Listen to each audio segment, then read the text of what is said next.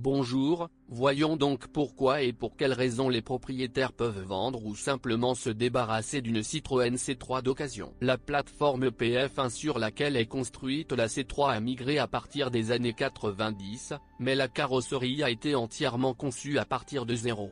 Bien que le métal soit bien galvanisé, il sera difficile de trouver une option sans bouchon safran. La cause de la corrosion est le plus souvent associée à un mauvais traitement de l'intérieur de la carrosserie. En raison d'une mauvaise étanchéité, l'humidité pénètre dans les pièces et provoque leur pourriture.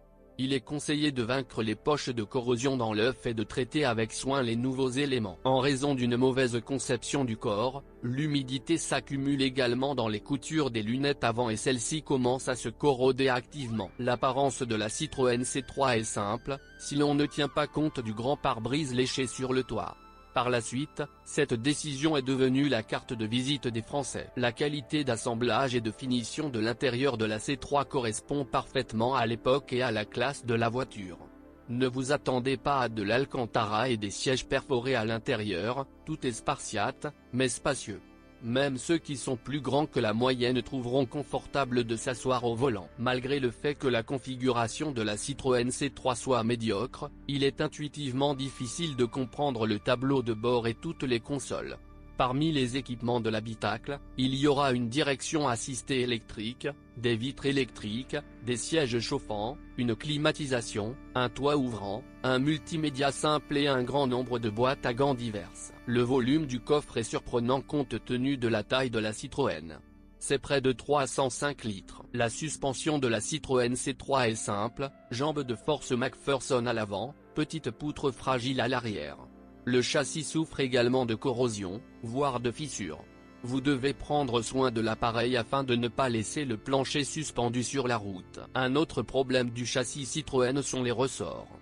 Les bobines se cassent souvent et la voiture tombe, s'accroche au levier et casse les flexibles de frein. Le système de freinage est simple. Un système de freinage anti-blocage et des freins à disque arrière ne sont pas disponibles sur tous les niveaux de finition, mais là où ils sont présents, l'ABS pourrit souvent. Et pas le câblage, mais le bloc et les capteurs. Il n'y a aucune question sur le booster électrique. Il remplit sa fonction, mais souffre aussi souvent de l'humidité. Les moteurs les plus populaires sur le marché russe sont les moteurs essence de 1,4 et 1,6 litres. Un problème courant avec les moteurs C3 est le petit compartiment moteur. Les radiateurs sont structurellement petits et se bouchent facilement avec la poussière, la saleté, les débris, etc. Cela doit être soigneusement surveillé.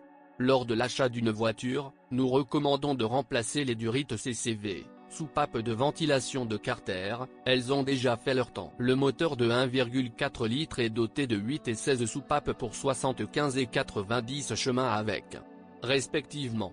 Le 8 soupapes est fiable et sans prétention. Il a un bloc en fonte et une usure importante du piston est observée au kilométrage de 250 000 km. Le 1,4 litres à 16 soupapes est similaire au 1,6 litres 110 chevaux. Il diffère par des régulateurs de phase et un arbre à cames et une culasse légèrement modifiée. En général, les moteurs sont sans prétention, mais du fait qu'ils sont puissants et qu'il y a peu d'espace sous le capot, ils sont sujets à la surchauffe. Avec la même consommation de 6 à 8 litres au 100, je recommande un moteur 1.6. En termes de dynamique, il est nettement en avance sur 1,4. Si, en montrant la voiture, vous constatez que le moteur a été lavé, refusez d'acheter. Il est strictement interdit de laver les moteurs C3, car la boîte à fusible BSM s'y trouve et n'aime pas l'humidité. Citroën C3 est vendu avec des boîtes de vitesse manuelles, automatiques et robotisées. Les transmissions manuelles, BE4, durent longtemps si elles ne sont pas déchirées ou maltraitées. Sur un 1,4 litres plus puissant, la box tombe plus vite en panne. Les roulements sont les premiers à casser, et la 5e vitesse se met à hurler. Les fuites d'huile, l'usure des joints d'huile et des synchroniseurs sont également courantes. Lors du choix d'une voiture, je vous conseille de percer tous les engrenages. En cas de difficulté avec le 5e, n'hésitez pas à changer les câbles. La transmission automatique AL4 elle-même pose problème, mais fonctionne bien avec le 1.4. Si vous changez l'huile et ne surchauffez pas, la boîte de vitesse est très sensible aux températures, elle parcourra ses 200 à 250 000 km. Du côté secondaire, le robot le plus courant est Sensodrive, qui agace avec les rapports longs et les changements de vitesse illogiques.